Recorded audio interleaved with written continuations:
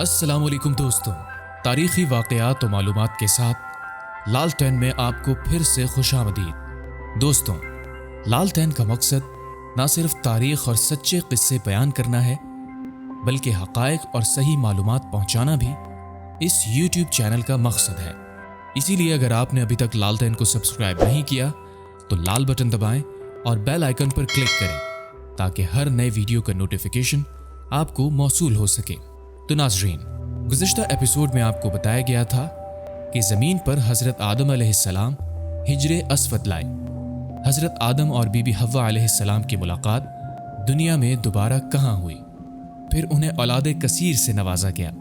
इस एपिसोड में आपको बताएंगे कि ज़मीन पर पहला कत्ल कैसे हुआ और पहली कब्र कहाँ तामीर की गई और कत्ल के बाद दुनिया में क्या तब्दीली आई।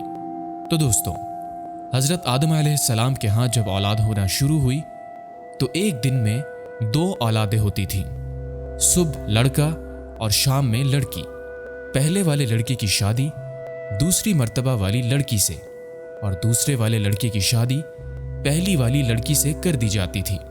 तो दोस्तों, पहली मर्तबा काबील और उनकी बहन अकलीमिया पैदा हुई, जबकि दूसरी मर्तबा हाबील और उनकी बहन यहूदा पैदा हुई। हज़रत आदम अलैहिस्सलाम ने अकलीमिया की शादी हाबील से और यहूदा की शादी काबील से करना चाही, लेकिन काबील ने यहूदा से शादी से इनकार कर दिया। वो अकलीमिया से शादी करना चाहता था क्योंकि वो यहूदा से ज़्यादा खूबसूरत थी।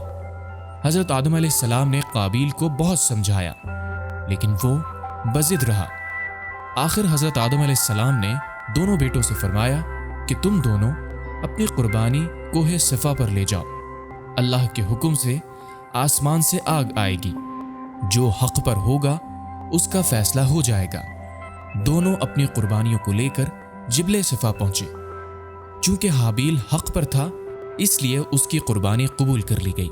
इस पर काबील हाबील का जानी दुश्मन हो गया और फिर एक दिन उसने हाबील को कत्ल कर डाला।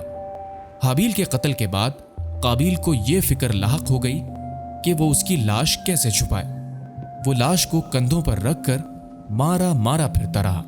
आखिरकार अल्लाह ताला ने एक कव्वे को भेजा, जिसके जरिए उसे भाई की लाश दफनाने का तरीका सिखाया गया। दोस्तों, इससे ये भी मालूमात मिलती हैं कि तदफीन का जो तरीका हमें बताया गया है, वो मालूमात हमें एक कव्वे के जरिए ही पहुंचाई गई। सूरह माइदा की आयत नंबर 31 में इसका जिक्र कुछ इस तरह आता है। फिर अल्लाह ताला ने एक कव्वे को भेजा जो जमीन खोदने लगा ताकि उसे बताए कि भाई की लाश को कैसे छुपाए। कहने लगा कि अफसोस मेरी हालत पर, क्या मैं इससे भी गया गुजरा हूं कि इस कव्वे के बराबर होता और अपने भाई की लाश को छुपा देता। फिर वो बहुत पशेमा हुआ। सिलसिला फिर इसी तरह चलता रहा और फिर वक्त आ गया जब दुनिया के पहले इंसान हज़रत आदम अलैहिस्सलाम रुखसत होने वाले थे। आपकी वफात का वक्त आ गया। फरिश्ते घर में दाखिल हुए तो आप समझ गए। अपनी अहलिया बीबी हव्वा अलैहिस्सलाम और अपने बच्चों से फरमाया कि तुम सब मुझे तन्हा छोड़ दो। उसके बाद अल्लाह ताला की हम्दो सना में मसरूफ हो गए। फरिश्तों ने रूह कब्ज़ की, फिर गुस्ल देकर कफन दिया और फरिश्तों ने ही खुशबू लगाई और गड्ढा खोद कर कब्र बनाई। हज़रत जिब्राईल अलैहिस्सलाम ने उनके बेटे हज़रत शीस अलैहिस्सलाम को नमाज जनाजा पढ़ने का तरीक़ा बताया। हज़रत शीस अलैहिस्सलाम ने नमाज जनाजा पढ़ाई और इस तरह हज़रत आदम अलैहिस्सलाम तकरीबन 960 बरस की उम्र में रब्बे ज़ुल जलाल की बारगाह में हाजिर हुए। नाज़रीन, ये था हज़रत आदम अलैहिस्सलाम की तख्लीक से इंतकाल तक का सफ़र। हज़रत आदम अलैहिस्सलाम पहले इंसान थे जिनसे दुनिया में इंसानों की अफजाइश नस्ल हुई।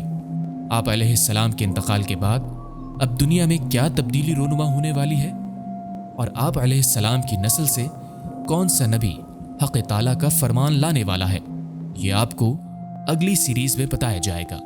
तो देखते रहिए लालटेन।